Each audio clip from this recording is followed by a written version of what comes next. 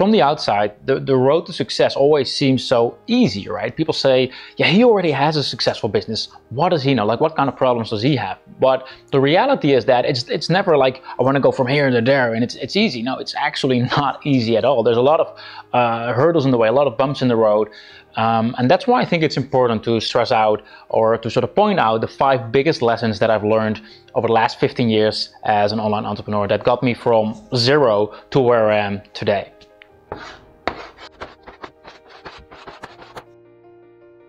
So just in case we haven't met before, my name is Wilco Kreij and I'm an online entrepreneur from the Netherlands, as you can probably tell by my terrible accent.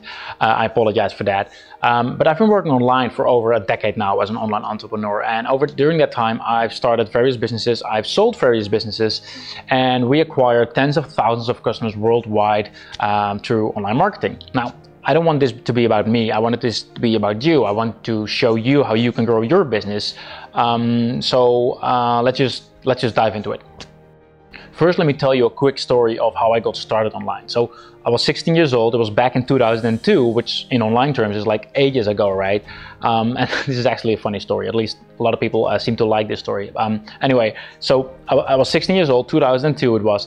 And at that time, the movie The Matrix was super popular here. And in that movie, every character had their own pair of sunglasses, right? And being a 16-year-old boy, I wanted to have one of those as well. But here in the Netherlands, they were nowhere to be found. So I went looking online and I found a company in the United States, which for me was the other side of the world, right? Who actually sold those sunglasses. So I figured, hey, if they're not being sold here in the Netherlands, but they are in the US, then maybe there are other people like me who want to have those sunglasses. So let's try to sell them, right? Now, I was 16 years old, like I said, so I didn't have any money.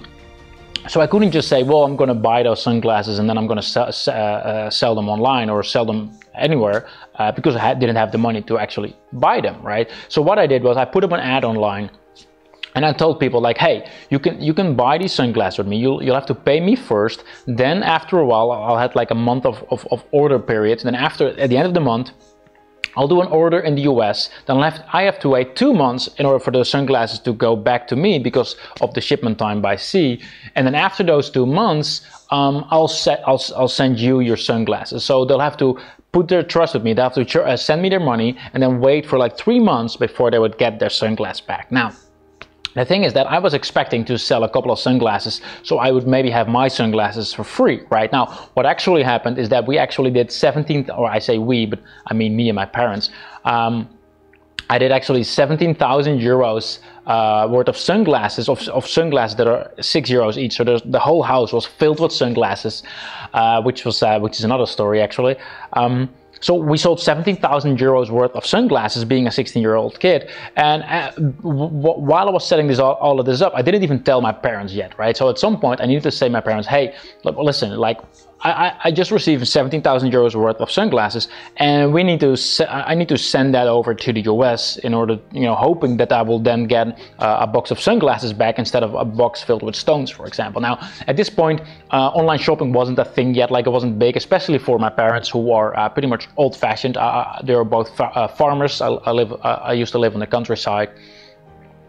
So they were not happy, but they're also entrepreneurs, so they supported me and they said, all right, sure, we'll do it. We're going to wire that money and we're just going to put the trust there. And if this goes south, so be it. We'll just have a go for it. And everything went right. Everything went really well. And at the end, I learned tons of lessons. I didn't make any money out of it, any profit out of it, because of some things I did not foresee. That's once again another story. But the most important thing is that, and that's the main lesson I want to share with this story, is that you gotta solve a problem. Like if your business doesn't solve a problem, you're making it too hard for yourself. Like I stumbled on the problem that people wanted to have these sunglasses, but they were nowhere to be found in the Netherlands. So by getting them to the Netherlands, I solved a problem. That's really the first lesson that I want to give to you. Make sure your business solves real problems. So for the following years, I kept doing e-commerce by importing all kinds of products from all over the world and selling them here in the Netherlands. And I realized that my passion wasn't really with making all those packages or with the customer support or all of that, but my passion really was with online marketing. So I started looking online to see what I can do with that, right? And I stumbled upon Google AdSense, and a whole new world opened up for me. I mean, you can actually make money if people click on your ad. Well, apparently, yeah. So what I started doing a lot was I started creating a lot of websites, and I started ranking them in Google, right? I was doing a lot of SEO. And all I did was on those websites were filled with Google AdSense banners, and it went really, really well. I mean, I'm not a big fan of sharing numbers. As some people do, that's fine. I'm not a big fan of it. But even in today's standards, I was doing really, really well. I was on the king of the world, at least that's how I felt. And then at some point, boom, like my AdSense account got shut down because apparently you can only have 3 AdSense banners, and I had like 5 or 6 on every page, which is me being silly, my own mistake. But I went from doing really, really well to absolutely 0, literally overnight. So I started thinking, first I started crying, but after I started thinking, what can I do? And I realized that I was relying just on Google AdSense. So I figured, I'm going to do affiliate marketing, not the kind of info marketing products or anything like that, but like real tangible products here in the Netherlands, like holidays or mobile phones or mortgages or anything like that. So instead of focusing on Google AdSense being my monetization strategy, I had a bunch of affiliate networks. So my idea was, like, if one of them stops or one of them doesn't want me anymore or one of them goes bankrupt or whatever, no problem at all. So you'd think I was safe, right? Well, guess what? Like 99%, pretty much all my traffic at this point, I stopped doing SEO and I started doing a lot of Google AdWords. So 99% of my traffic was from Google AdWords. Guess what? Boom, there was a new quality score update. Basically, long story short, all my traffic dried up literally overnight again. So I was once again back to square one, and I was doing really, really well this took me a couple of years, a couple of years after the AdSense incident. So I was doing really well, back to 0 literally overnight, once again round 2. So that really taught me a really, really important lesson. I think maybe even one of the most important ones is that never rely on one source or one thing in your business. Always have a backup, no matter whether it's a traffic source, your service, your email company, whatever it is, always have a backup in place. Never rely on one source for any part of your business.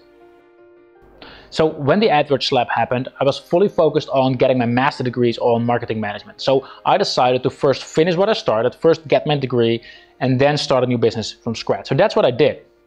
So after half a year, when I got my degree, I said to myself, hey, I'm going to a new environment, and I give myself 6 months to start a new business from scratch. So I went to Sydney in Australia, which, by the way, is my favorite city of all. I love to travel, I love meeting new people, but that's another story.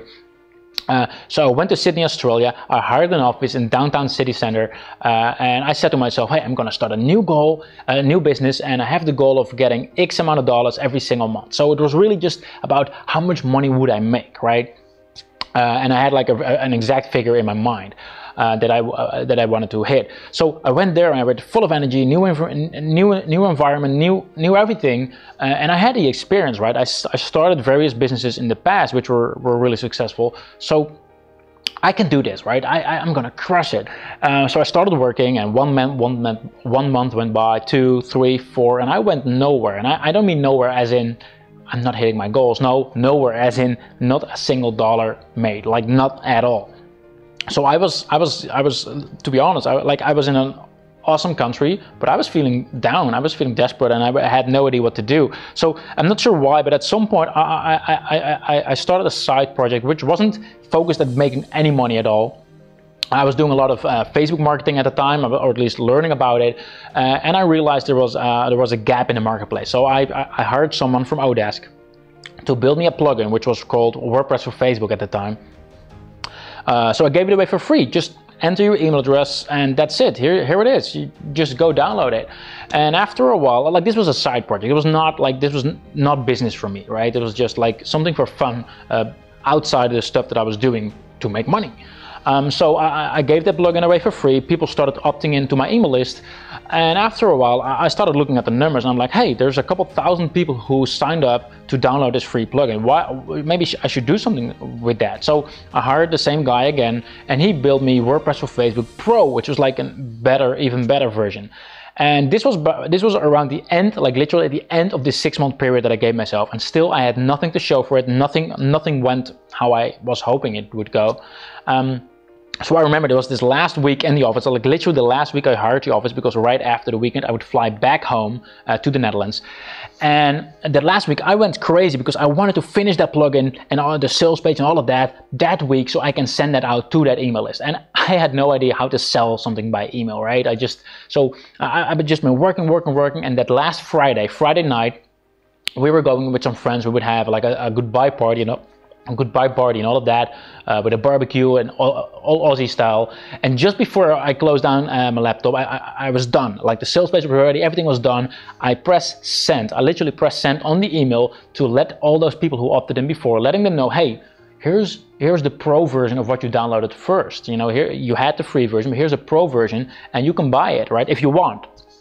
So I hit send, and then I was taking some stuff from my desk and put it in my bag, and I looked at my laptop, and it was ping, ping, ping. Orders came in, and I was like super excited. And I mean, like that night, I went out with my friends to celebrate, the last night together, because I was going back home after.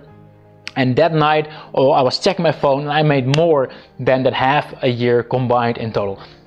So I was amazed, and that really taught me a super valuable lesson, and that's that you should always lead with give value first and then reap the rewards after that. Don't just try to make money. Don't go for a monetary goal, because money is nonsense. You shouldn't just focus on making money, because that's insane.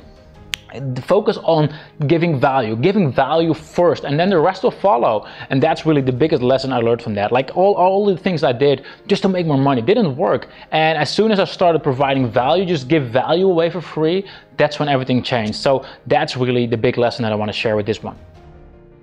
So after I got back home, I treated that part of the business, that plugin selling business, as my core business, and I was working on that for a couple of years, until I got an email from this company that I never even heard of before, but they were an investment company basically, and they wanted to buy the whole company. They wanted to buy it all. And I have sold various smaller companies in the past, but never something like this, never something like this big, right? So there was a lot of thinking, a lot of consideration, a lot of going back and forth, and it was a long, stressful process actually. But at the end of the day, we made a deal, and they bought the whole company, right? So including the staff, same people, the whole product, everything in the business was theirs except for my time, basically. And after a couple of months, I kept checking them in. I kept checking how they were doing, because it still felt like my baby, right? Even though it was theirs, but it felt like my baby. And I was looking at, hey, how are they doing? And everything went south. Like, at the same team, same product, like an awesome product. What went wrong? What happened? And I started talking to some of our previous customers who were now their customers, and they told me that their customer support sucks. Excuse my friends, but they did not treat their customers with the respect they deserved, right? And that really reminded me of a really valuable lesson, is that you should always treat your customers with the respect they deserve, and really care about your product the same way as you care about yourself, basically. If you really care about your customers and they feel that, they know it, then it's one of the easiest way to stand out. People remind that people love a good customer support, and people love, being treated fairly. So whatever you do, really care about your customers, and you'll stand out right away.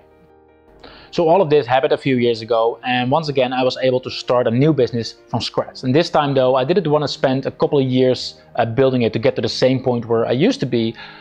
So I knew I had to change something, right? And up to this point, I always hired people for the things that I couldn't do myself. So I hired developers on a project basis. I hired graphic designers on a project basis. But that was about it. Like everything I could do myself, I just do myself, because I've always been this control freak. Like I want to do it this way, my way, right?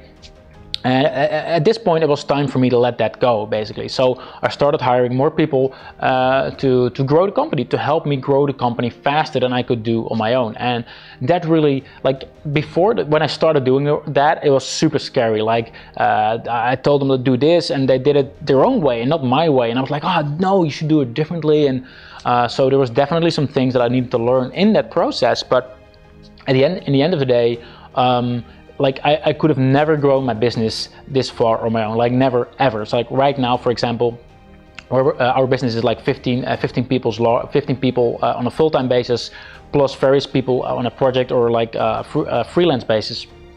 And like I'm super grateful for my team. Like they're the best, and they do things much better than I can.